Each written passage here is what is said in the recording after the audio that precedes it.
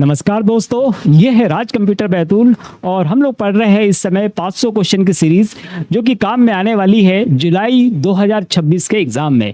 और आज हमारे पास में इस सीरीज में ये है 10th नंबर का वीडियो। इसके पहले के जो वीडियो है उसकी लिंक मिलेगी आपको आई बटन में। पुरानी सीरीज है, एप्लीकेशन की लिंक और बहुत कुछ आपको मिलेगा। कहाँ पर? डिस्क्रिप्शन में, वहाँ पे व्हाट्सएप चैनल की लिंक है, आप उसको भी जाके ज्वाइन कर सकते हैं नोटिफिकेशन के लिए। चलिए, आज का पहला प्रश्न हमारे पास में है, डेसिमल 45 का बाइनरी इक्विवेलेंट क्या होगा। हमारे को 45 संख्या दी गई है जो कि डेसिमल में है, और डेसिमल याद रखना कि हम लोग कैसे लिखते हैं, तो डेसिमल हम लोग ऐसे लिखते हैं। इसको हमको बाइनरी में बदलना है, तो देखो जब भी हमको बाइनरी में बदलना रहेगा हम लोग भाग देते हैं किसका, सीधे सीधे हम 2 का भाग देंगे। तो हमारे पास 45 है, बाइनरी में हमको बदलना है तो हम 2 का इसमें भाग देने वाले हैं। कितने बार जाएगा टोटल? यहाँ पर 22 टाइम जाएगा, 44 आएगा, तो भाग कितने आ जाएगा? 22 बार। अब 44 जो हमारे पास में आएगा उसको जब 45 में से हम माइनस करते हैं तो शेषफल कितना बचता है? 1। याद रखना, नंबर सिस्टम में मोस्ट इंपॉर्टेंट थिंग होती है शेषफल कितना बचा है, रिमाइंडर क्या है, बस उसी पे बात होती है ना। तो यहाँ पे क्या बचा? 1 बचा। अब इसमें फिर हम अगर भाग देंगे तो कितने बार जाएगा? 11 बार जाएगा। तो यहाँ पे शेषफल बच रहा है कि हमारे पास में? नहीं, शेषफल नहीं बच रहा है, तो हम लगा देंगे 0। इसके बाद में हमारे पास 11 है, इसमें अगर 2 का भाग देंगे कितने बार जाएगा? 5 बार जाएगा। हमको पता है शेषफल कितना बचेगा, तो यहाँ पे बचेगा 1, क्योंकि 10 ही होगा। इसके बाद में यहाँ पर हम फिर 2 का भाग देंगे, कितने बार जाएगा? तो हमको पता है कि ये जाएगा 2 बार, और शेषफल कितना बचेगा? 1। और यहाँ पर फिर हम 2 का भाग देंगे, कितने बार जाएगा? 1 बार जाने वाला है, और शेषफल क्या बचेगा? यहाँ पर 0। बस इतना अगर हमारा काम हो चुका है, इसके बाद की जो प्रोसीजर हमारे पास में रहती है तो याद रखिएगा। अब हमारे पास जो शेषफल बचे हुए हैं इनको हम लिखेंगे रिवर्स फॉर्म में। जैसे यहाँ पर 1 0 1 1 0 1, तो बस यही लिखना है 1, फिर ये आपके पास 0, फिर ये 1 आ गया, फिर ये वाला 1 आ गया, फिर ये 0 आ गया, और फिर आ गया ये 1। ये हमारे पास बन गया क्या? बाइनरी। तो 1 0 1 1 0 1, ये क्या हो गया? हमारे पास 45 का बाइनरी। कहाँ पे आएगा हमारे पास से? 1 0 1 1 0 1, यही वाला है, पहले ही वाला सही है। ठीक है, तो बस इसी को आप याद रखिएगा और इसकी प्रैक्टिस करिएगा। यहाँ पे हमसे बाइनरी पूछा था तो हमने 2 का भाग दिया, हमसे ऑक्टेल पूछता तो 8 का भाग देते, और हेक्साडेसिमल बोलता तो हम 16 का भाग देते, और सारा शेषफल हम बचा के रख लेते। अगला है बाइनरी संख्या 1010 का डेसिमल इक्विवेलेंट क्या होगा। ये डेसिमल संख्या के लिए हमसे पूछ रहा है ना। उसने ऑलरेडी किसमें दिया? हमको बाइनरी में दिया हुआ है, इसको डेसिमल में हमको बदलना है। देखिए, इसको बदलने के लिए हम मेथड यूज करते हैं। हमारे पास में क्या है? 1010। अच्छा, इसके लिए एक डेडिकेटेड वीडियो जो है नंबर सिस्टम के लिए हम लोगों ने पहले से अपलोड करके रखा है।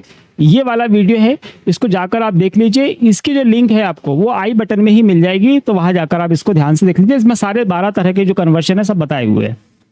तो वापस ये दिया है 10 1 1 0। अब इनको सॉल्व कैसे करते हैं? देखिए, हमारे पास 4 संख्या दी है, मतलब 4 डिजिट है, तो हम क्या करेंगे? 2 की घात 0, फिर हमारे पास में क्या है? 2 की घात 1, फिर हमारे पास 2 की घात 2, और फिर हमारे पास आएगा 2 की घात 3। इस तरीके से हमारे पास में आ गया।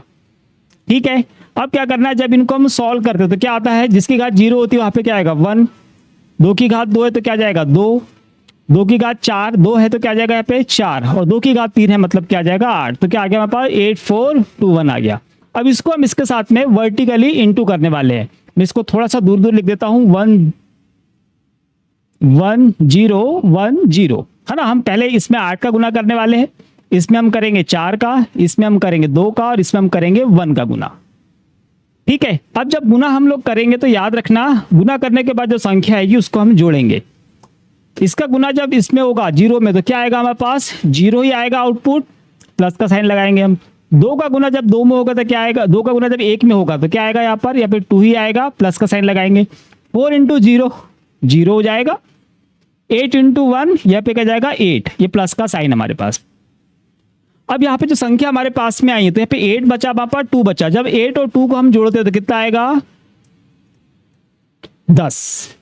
तो 10 क्या हो जाएगा हमारे प्रश्न का राइट आंसर। तो हमसे बोल रहा था वो डेसिमल, तो डेसिमल संख्या क्या निकली हमारे पास में? 10 निकली है। इसकी प्रैक्टिस करना, प्रैक्टिस करके बहुत इजी तरीके से हो जाएगा और बड़े अच्छे नंबर मिलने वाले हैं, है ना। पिछले बार भी हर एग्जाम में 2-3 क्वेश्चन कंटिन्यूस आए हुए हैं और उनके 1-1 2-2 नंबर से क्वेश्चन रुकते हैं, उनके लिए तो ये थोड़ी सी प्रैक्टिस करके चले जाइए, नंबर सिस्टम से आपके एक एक दो नंबर बढ़ के ही मिलने हैं आपको। अगला क्वेश्चन है, सॉफ्टवेयर टेस्टिंग में अल्फा टेस्टिंग जनरली कहाँ की जाती है? तो सॉफ्टवेयर टेस्टिंग अगर हम कर रहे हैं तो उसमें अल्फा टेस्टिंग, देखिए हमारे पास दो तरह की टेस्टिंग अगर यहाँ बात करें, एक हमारे पास में अल्फा और एक हमारे पास में है बीटा। हमसे पूछ रहा है अल्फा टेस्टिंग के बारे में, है ना। हमको बोल रहा है डेवलपर्स, ऑर्गेनाइजेशन या साइट पर कौन सी टेस्टिंग होती है ना। एंड यूजर पे क्या होगी, पब्लिक पे क्या होगी, प्रिंटर मैन्युफैक्चर। ये तो प्रोसेस से रिलेटेड नहीं कर रहा, प्रिंटर मैन्युफैक्चर। पब्लिक इंटरनेट की अगर हम बात करें तो यहाँ पे टेस्टिंग हो सकती है, लेकिन किससे होगी? वो हो सकती है किसी से, बेटा टेस्टिंग से। ये अल्फा टेस्टिंग है हमारे पास, उसे बीटा टेस्टिंग से हो सकती है ना, पर एकदम श्योर तरीके से नहीं कह सकते हम लोग। एंड यूजर पे क्या होगी? तो एंड यूजर पर बेटा ही होती है। कौन सी? बीटा टेस्टिंग ही होती है एंड यूजर पे, याद रखना। अब बस हमारे पास कौन सा डेवलपर्स एंड ऑर्गेनाइजेशन वाला, तो यहाँ पर होती है कौन सी? हमारी अल्फा टेस्टिंग होती है, याद रखना। तो इस प्रश्न का राइट आंसर क्या होगा? डेवलपर। जहां पर सॉफ्टवेयर को डेवलप किया जाता है, बनाया जाता है, वहीं पर होती है कौन सी? अल्फा टेस्टिंग, जो बेसिक से लेकर सारी की चीजें टेस्ट की जाती है। और बीटा टेस्टिंग जो कि एंड यूजर पे होती है, वो सिर्फ ये चेक करता है कि उसका सॉफ्टवेयर बराबर काम कर रहा है कि नहीं कर रहा है, इनपुट दिया और आउटपुट मिल रहा है कि नहीं, उतना चेक वो करता है। ठीक, याद रख। अच्छा, ये कोर्स एप्लीकेशन पे डले हुए हैं, इसके बारे में पहले ही सब कुछ बता चुका हूं, तो हम इसके बारे में अभी बात नहीं करेंगे। अगला क्वेश्चन हमारे पास में, एक्सेल में इंडेक्स दिया हुआ है हमको, किस सेल की वैल्यू रिटर्न करता है? हमारे पास फंक्शन कौन सा है? इंडेक्स फंक्शन है। इंडेक्स फंक्शन हमको दिया गया है, साथ में उसने हमारे को एक सिंटैक्स दे दिया है, इसको सॉल्व करना है हमको, और हमको बोल रहा है कि सेल की वैल्यू रिटर्न क्या करेगा। तो बेसिकली इंडेक्स करता क्या है हमको वो समझना है। तो यहाँ पर हमको दिया है उसने क्या? इंडेक्स, और यहाँ पर सेल रेंज दिया। तो मैं थोड़ी सी सेल रेंज बना देता हूँ, फिर आपको एक्सप्लेन कर देता हूँ। कहाँ तक बताया उसने? सी तक के बताया है, तो मैं डी तक के बना देता हूँ। यहाँ पर हमारे पास में ऊपर इसके हेडिंग क्या होती है? हमारे पास में ए, बी, सी और डी, इस तरीके से हमारे पास में क्या होती है? जो कॉलम होते हैं उनकी हेडिंग होती है, तो कॉलम हेडर कहलाते हैं। और इस तरीके से हमारे पास में ये क्या होती है? ये हमारे पास में होती है रो। ठीक, ये रो हो गई हमारे पास में। ये किससे होती है? 1 2 3 4 5, इस तरीके से रो होती है। तो एक्सेल की स्प्रेडशीट हमारे पास में ऐसी ही होती है। अब हमारे पास क्या दिया उसने? A1 कॉलन A3 दिया है। तो जहां पर भी याद रखिए आप, बात किसकी होती है? ऐसे कॉलन अगर लिखा हुआ है तो ये कॉलन जो है ये रिप्रेजेंट करता है किसको? रेंज को। रेंज मतलब यहां से लेके वहां तक, 1 से लेके 10 तक, 2 से लेके आगे, कंटिन्यूस जहां पे बात होगी वहां पर हम यूज करते हैं इसका, कॉलन का। और इंडिविजुअल बात करनी हो तो हम क्या यूज करते हैं? कॉमा का यूज करते हुए हम लोग चलते हैं। यहाँ पे रेंज दिया, मतलब क्या बोला उसने? A1 से लेकर C3 तक के, है ना, पूरी रेंज उसको सेलेक्ट करनी है। तो ये हमारे पास में क्या है? ये A1 है ना, ये हमारे पास फिर कहा जा रहा हो C3 तक के, तो ये C है हमारे पास। तो 1 2 3 C3। तो A1 से लेकर जो हमारे पास में C3, इतनी पूरी रेंज उसने क्या कर लिया? सेलेक्ट करके रख ली है। यहां से लेकर यहां तक सेलेक्ट कर रहा है वो, A1 से लेकर A3 तक, C3 तक के, है ना। अब हमसे प्रश्न पूछ रहा है कि ये वाला फार्मूला हम लगाते हैं तो यहाँ पे किसकी वैल्यू वो रिटर्न करेगा, मतलब आउटपुट हमको कौन सी सेल का मिलने वाला है। यहां पर याद रखना है, इंडेक्स जब भी लिखा हुआ रहेगा तो आपके पास में वहां पे 2 नंबर दिए, पहला और दूसरा। पहले में 2 लिखा है, दूसरे में 3 लिखा हुआ है। तो जब पहला वाला लिखा हुआ है ये किसका है? तो ये है भैया रो का। जो 2 लिखा हुआ है ना, ये रो की बात हो रही है। उसके बाद जो 3 लिखा है ये क्या है? कॉलम का। पहला जो नंबर लिखा रहेगा वो रो का रहेगा, और दूसरा कॉलम का लिखा रहेगा। यही आपको याद रखना है ना। जब भी इंडेक्स आएगा उसने सेल रेंज दे दी है और 2 नंबर दी के 2,3 दिया है उसने। तो पहला जो वर्ड होगा, लेटर होगा, है ना, डिजिट होगा, किसके लिए है? वो है रो के लिए, और सेकंड वाला कॉलम के लिए। अब देखो ये क्या बोल रहा है हमको? सेकंड क्या है? रो। तो सेकंड रो कौन सी होगी? 1 और ये 2, ये वाली हमारी सेकंड रो हो गई 2 नंबर की।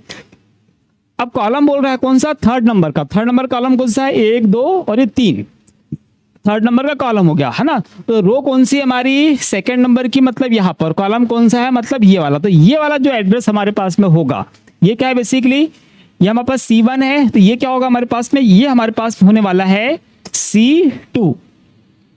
ये सेल एड्रेस क्या होगा हमारे पास? C2 होगा, और ये C3 हो गया। तो हमारे पास में कौन सी सेल को वैल्यू रिटर्न करके देने वाला है? वो हमको देगा इसकी। किसके देगा? C2 की जो वैल्यू है ये हमको रिटर्न करके देगा। क्योंकि दूसरा नंबर की रो और तीसरा नंबर का कॉलम कहाँ है, यही हमारे पास में है। तो याद रखना C2, तो C2 जहां पर भी लिखा हो ये हमारे प्रश्न का राइट आंसर है। ठीक है, तो ऐसे थोड़ा सा सॉल्व कर लेना, आंसर इजी लग जाएगा। अगला क्वेश्चन हमारे पास में है, एक्सेल कैल्क में control shift plus page up का यूज क्यों किया जाता है? चाहे हम एक्सेल यूज कर रहे हैं या फिर ओपन ऑफिस में हम कैल्क यूज कर रहे हैं, है ना, दोनों जगह की बात कर रहे हैं, दोनों जगह सेम तरह से काम करती है शॉर्टकट की। क्या करती है ये, हमारे पास shift plus control shift plus page up है। अप है मतलब पहले की बात होगी, पहला मतलब कहाँ पे, प्रीव्यू की बात होगी।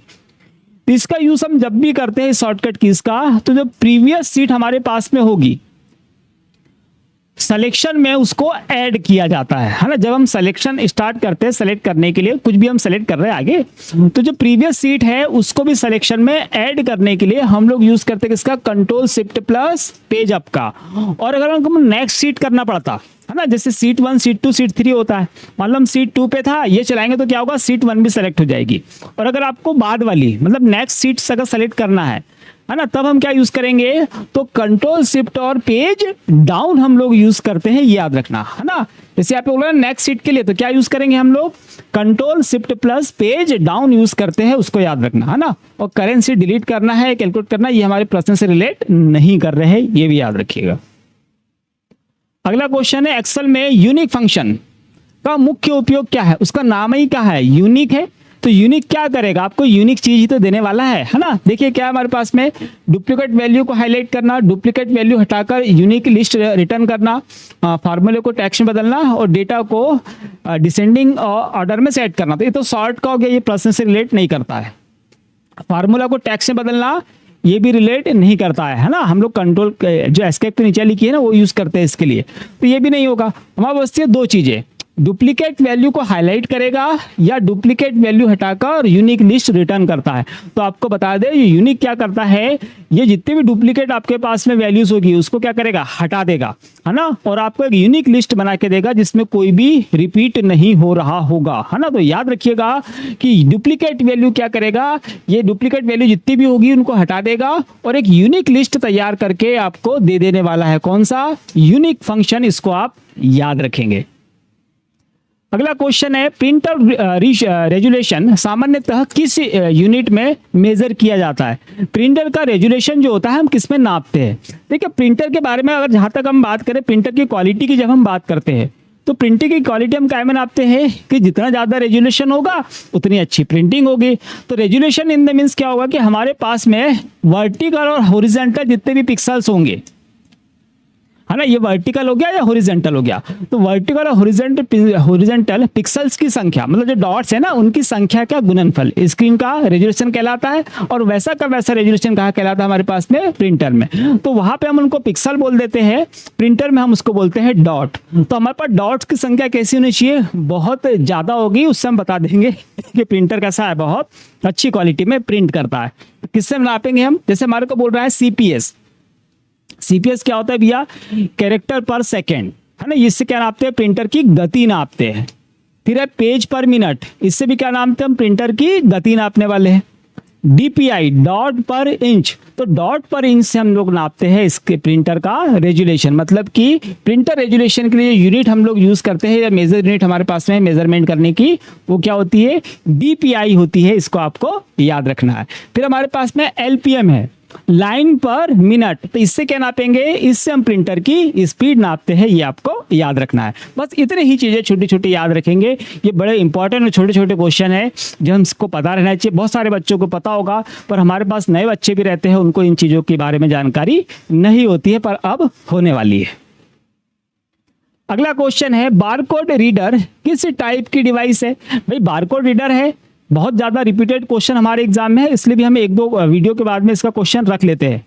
बारकोड के लिए बहुत सारे क्वेश्चन आते हैं। बारकोड में से लाल लाइट निकलती है, लेजर लाइट निकलती है, ऑप्टिकल डिवाइस है ना, ऑप्टिकल रीडर डिवाइस है, और प्रोडक्ट्स के जो ऊपर जो बारकोड्स लगे होते हैं उसको रीड करने के लिए यूज में लाया जाता है। फिलहाल हमारा प्रश्न बोल रहा है क्या वो आउटपुट डिवाइस है, इनपुट डिवाइस है, प्रोसेसिंग डिवाइस है या स्टोरेज डिवाइस है? देखिए इसमें स्टोर तो कुछ नहीं होता, ना ही इसमें प्रोसेस होता है। प्रोसेस भी नहीं होगा और स्टोर भी नहीं होगा। हमारे पास जैसे बार कोड्स होते हैं, इनको स्कैन करेगा, है ना, बार कोड ऐसा बस जाके उसको बटन दबाना है, उसमें एक बीप की आवाज़ आती है, वो भी एग्जाम में पूछता है। तो बीप की आवाज़ आएगी, लाल कलर का लाइट, लेजर लाइट बिल्कुल सीधा ऐसा पड़ेगा और ये सारी लाइनों को वो रीड कर लेगा। इसमें नीचे जो नंबर लिखे रहते हैं बेसिकली वो उसी को स्कैन करता है। तो हमारे कंप्यूटर के लिए ये स्कैन करेगा नंबर्स को, तो वो क्या कहलाने वाला है, वो कहलाएगा इनपुट डिवाइस। इन नंबरों को स्कैन करके कहाँ भेजने वाला है, वो कंप्यूटर में भेजने वाला है। तो कंप्यूटर में जब भी हम कोई डाटा दे रहे हैं या कोई कमांड दे रहे हैं, कंप्यूटर को अगर दे रहे हैं और देने के लिए हम जिन डिवाइसेस का यूज कर रहे हैं वो कहलाने वाले हैं इनपुट डिवाइसेस, ये याद रखना। अगला क्वेश्चन है ईपी रोम को इरेज करने के लिए किसका यूज किया जाता है। ईपी रोम को याद रखना, फुल फॉर्म है erasable programmable read only memory.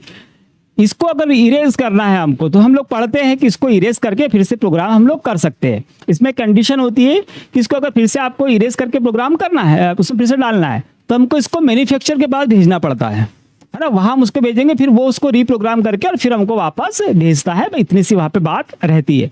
हमको पूछ रहा है वो प्रश्न कि ईपी रोम को इरेज करने के लिए किसका यूज किया जाता है। हमको बोल रहा है मैग्नेटिक फील्ड का, अल्ट्रावायलेट लाइट का, नॉर्मल रूम लाइट का या प्रिंटर टोनर का। तो प्रिंटर टोनर तो हटा दो, ये तो लेजर प्रिंटर में यूज में लाया जाता है। हमारे पास में नॉर्मल रूम लाइट, तो नॉर्मल रूम लाइट तो वो पहले से रहता है, उसको क्या फर्क पड़ता है, कोई फर्क नहीं पड़ता। हमारे पास बचता है मैग्नेटिक फील्ड और अल्ट्रावायलेट। तो हमारे पास में ईपी रोम को मैग्नेटिक फील्ड से भी कोई फर्क नहीं पड़ता है। किससे फर्क पड़ने वाला है इसको, अल्ट्रावायलेट जो लाइट होता है इससे वो इरेज हो जाएगी और हम फिर उसको फिर से प्रोग्राम कर सकते हैं, याद रखना।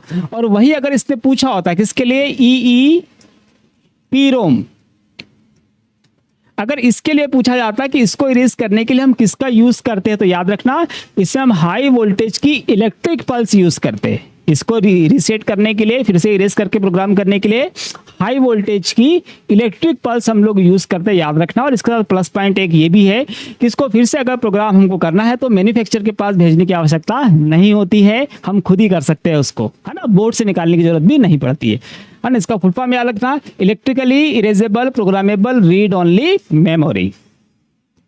अगला क्वेश्चन है विंडो में डिलीटेड फाइल टेम्परेरी कहा जाती है। देखिए जब भी हम विंडोज मतलब हमारे कंप्यूटर में किसी फाइल को डिलीट करते हैं तो डिलीट होके वो टेम्परेरी रूप से कहीं जाकर सेव होती है ना। बस यही हमसे प्रश्न पूछ रहा है। तो नॉर्मली हमने कोई फाइल सेलेक्ट की, उसको डिलीट कर दी, तो डिलीट होने के बाद कहाँ जाती है वो जाती है रिसाइकल बिन में, ठीक है, टेम्परेरी रूप से। और अगर आप चाहते हो कि कोई फाइल आप डिलीट करें, है ना, और बिना रिसाइकल बिन में जाए, सीधे कंप्यूटर से हवा हो जाए हमेशा के लिए, है ना। ये क्वेश्चन एग्जाम में पूछता है, याद रखना। एग्जाम में क्वेश्चन आता है कि किस कंप्यूटर से किसी फाइल को किस तरह से डिलीट किया जाए कि वो बिना रिसाइकल बिन में जाए, आपके कंप्यूटर से पूर्णतः नष्ट हो जाए। तब हम यूज करते हैं क्या, शिफ्ट के साथ में, शिफ्ट प्लस क्या यूज करने वाले हैं, डिलीट यूज करेंगे, तब वो फाइल हमेशा के लिए चली जाएगी रिसाइकल बिन में, फिर वो नहीं जाने वाली है। इसको भी याद रखिएगा। तो फिलहाल हमारे प्रश्न का राइट आंसर क्या हो गया, रिसाइकल बिन। यह बाकी कुछ अलग दिख रहा है, देखिए कंट्रोल पैनल है।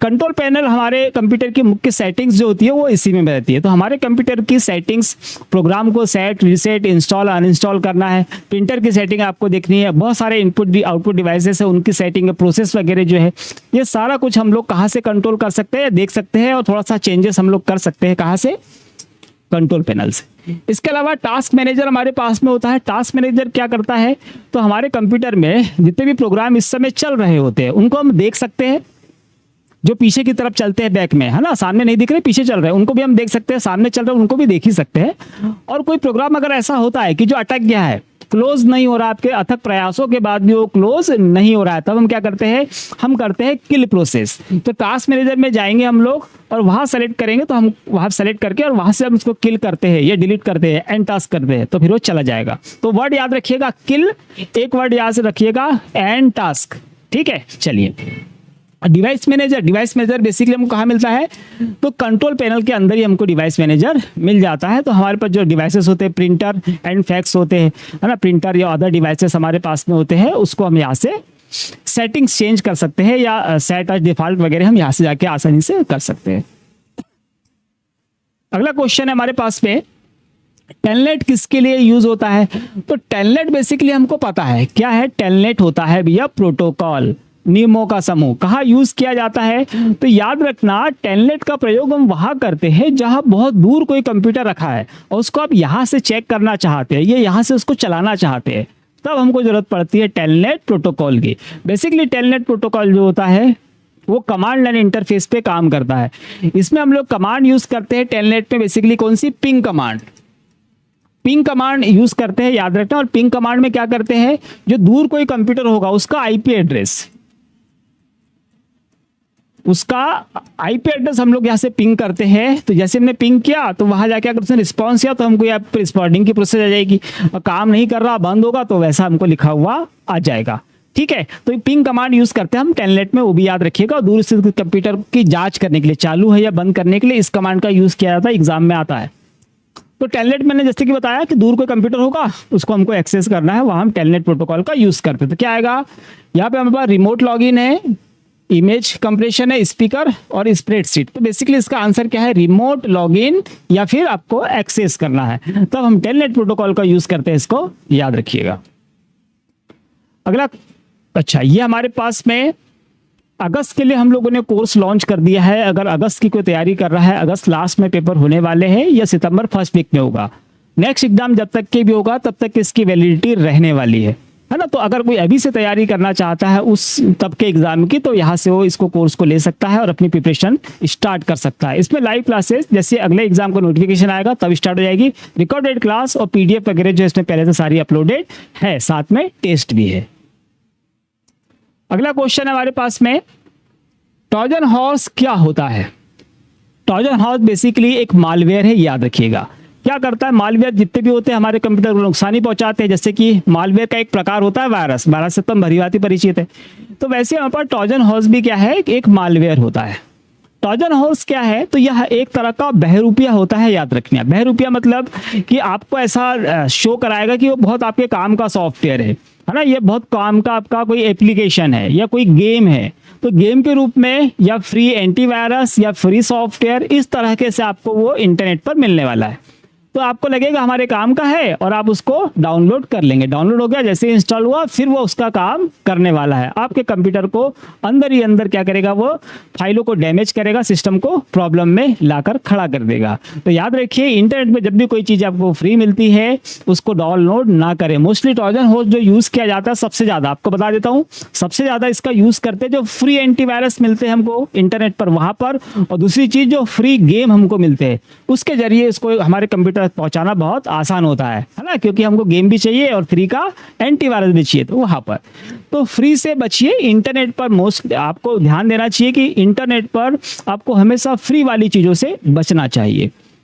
क्या है हमारे पास में? तो जैसे कि मैंने बताया, ऐसा मालवेयर है जो यूजफुल प्रोग्राम जैसा दिखता है और फिर आपके कंप्यूटर को नुकसान पहुंचाता है। तो यही इसका राइट आंसर होगा। स्प्रेडशीट एक्सेल का क्वेश्चन हो गया, प्रिंटर ड्राइवर हार्डवेयर का क्वेश्चन हो गया, मॉनिटर केबल ये भी हमारे पास हार्डवेयर का क्वेश्चन हो गया। डीबीएमएस में प्राइमरी की का मेन पर्पस क्या है? देखिए, डीबीएमएस डेटाबेस मैनेजमेंट सिस्टम है ना। एक जगह आपको ऐसे भी मिलेगा, क्या मिलेगा? RDBMS। ये क्या होता है? Relational database management system. तो फिलहाल अगर हम डीबीएमएस की बात करें तो डीबीएमएस में हमारे पास प्राइमरी की होती है, हमारे पास सेकेंडरी की होती है, हमारे पास फॉरेन की होती है ना। तो ये सारी कीज का हम लोग डेटाबेस बेसिकली होता है क्या है? जहाँ रो और कॉलम में हमने डेटा को अरेंज करके रखा हुआ है और फिर जरूरत के हिसाब से उसको छांट कर उसमें से काम की सूचना हम लोग निकाल लेते हैं और फिर प्रोसेस में लेकर आते हैं, वो कहलाता है। तो मैं प्राइमरी की क्या होती है? तो प्राइमरी की हमारा जो भी ऐसा डेटा होगा, इस तरीके से अगर मैं बता दूं आपको, प्राइमरी की बेसिकली क्या होती है, चलो वो भी देख लो। देखिए, हमारे पास ये बना दिया मैं टेबल में जाहिर सी बात है यहाँ क्या होता है? आपका नेम, यहाँ पे मान लो मैंने रख दिया एड्रेस, यहाँ पे रख दिया मोबाइल नंबर, यहाँ पे रख दिया मैंने पिन कोड, CTVT और बहुत सारी चीजें हम लोग रख सकते हैं।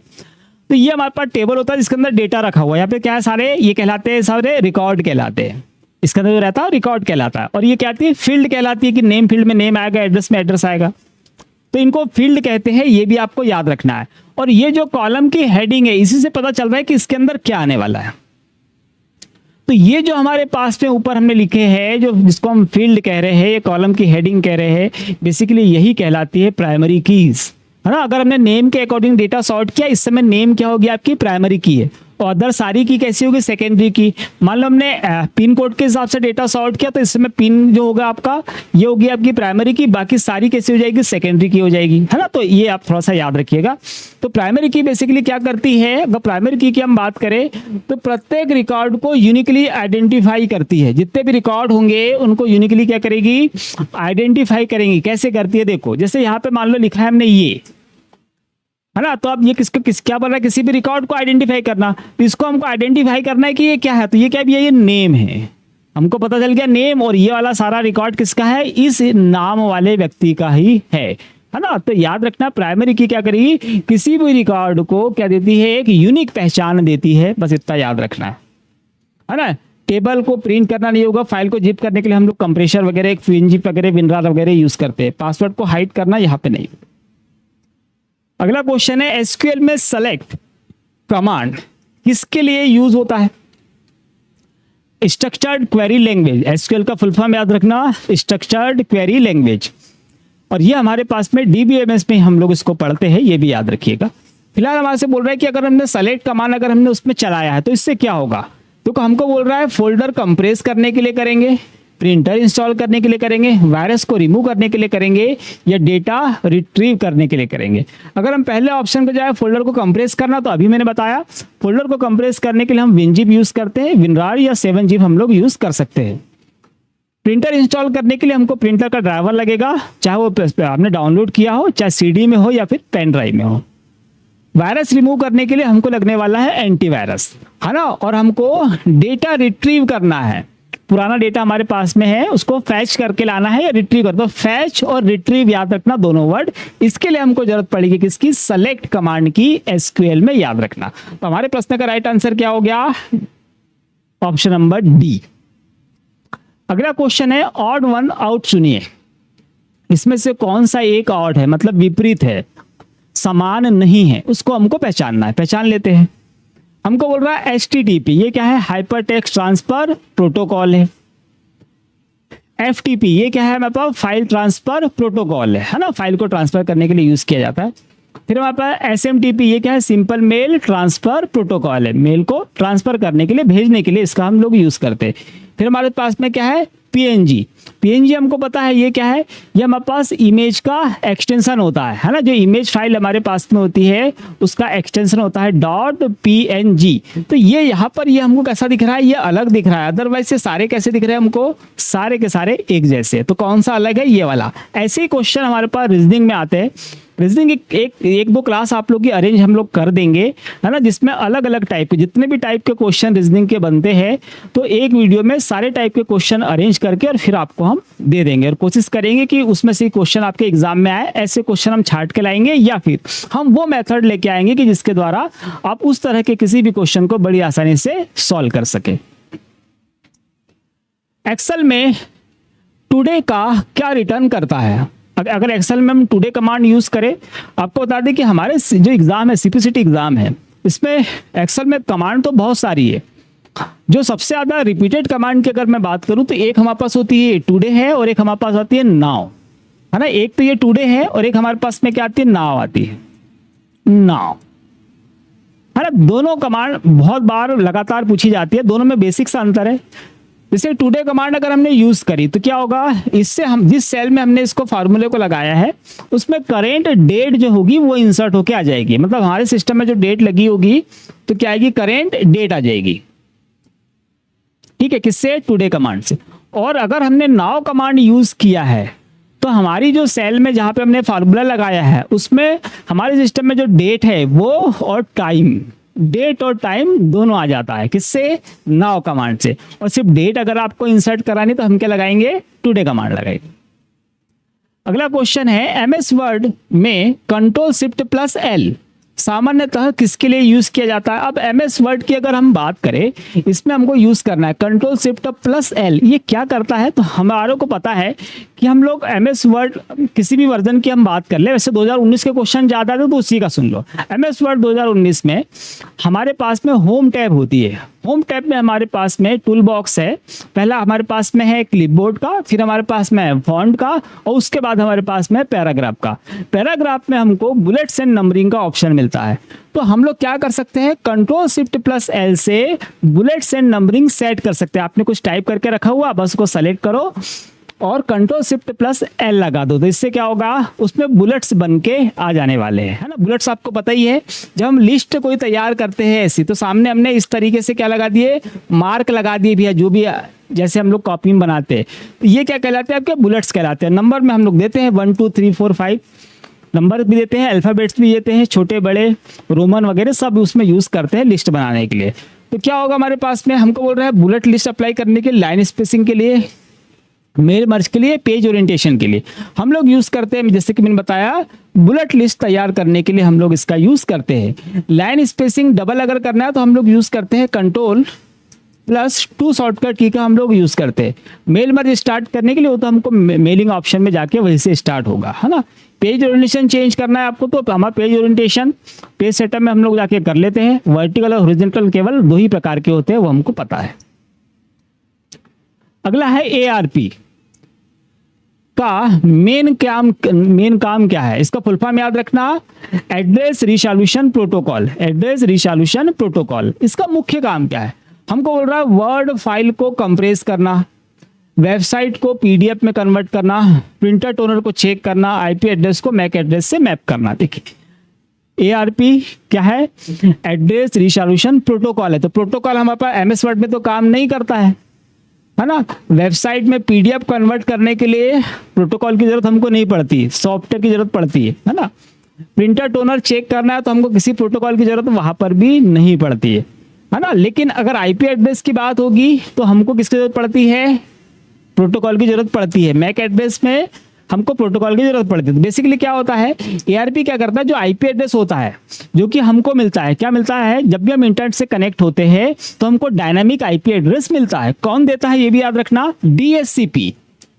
DHCP dynamic host configuration protocol, है ना। ये क्या करता है, ये हमको देता है डायनामिक IP एड्रेस देता है।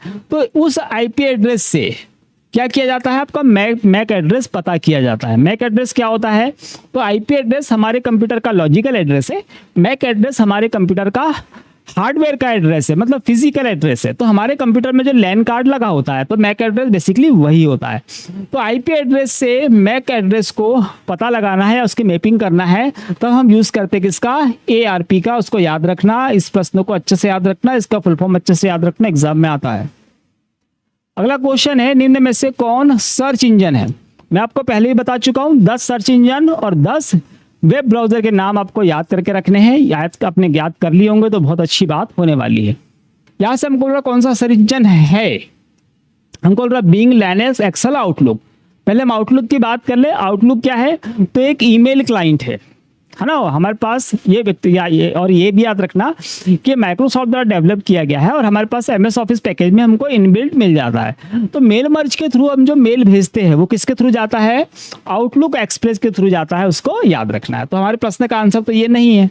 एक्सेल हमको पता ही है कि स्प्रेडशीट सॉफ्टवेयर है ना, जहाँ पे रो और कॉलम में हम लोग क्या करते हैं, कैलकुलेशंस करते हैं। तो ये आंसर भी नहीं होगा, हमको तो सर्च इंजन चाहिए ना। लाइनेक्स हमारे पास में, लाइनेक्स हमको पता है ये क्या है, एक ऑपरेटिंग सिस्टम है और ओपन सोर्स ऑपरेटिंग सिस्टम है, फ्री मिलता है। लाइनेक्स की कमांड सर्च करके ढूंढ लेना और उसको याद कर लेना, है ना। लाइनेक्स की कमांड हमारे एग्जाम में पूछी जा रही है। तो अगर आपने 10-12 कमांड याद कर ली और उसमें से अगर क्वेश्चन आ जाते हैं तो आपके फिर तो उसको ढूंढ कर और आप अच्छे से याद कर लेना। लाइनेक्स की कमांड याद से करिएगा, है ना। बिंग हमारे प्रश्न का राइट आंसर है। बिंग क्या है, एक सर्च इंजन है ना, जैसे गूगल है वैसे बिंग भी है, याद रखिएगा। अगला क्वेश्चन है, DBMS में फॉरेन की का मेन पर्पस क्या है। तो अभी हमने 2 की देख ली थी, प्राइमरी और सेकेंडरी, फॉरेन की बच गई थी। देखिए फॉरेन की का जब भी यूज होगा तो याद रखना हमारे पास में क्या होंगे, 2 टेबल होंगे भैया। एक टेबल ये हो गया हमारे पास में और एक टेबल ये हो गया। 2 टेबल हमारे पास में होंगे, है ना। टेबल में A हो गया आपका और B हो गया, है ना। दोनों में प्राइमरी की कैसी होनी चाहिए, सेम होनी चाहिए, एक जैसी प्राइमरी की होनी चाहिए, तब हमारी फॉरेन की काम करने वाली है।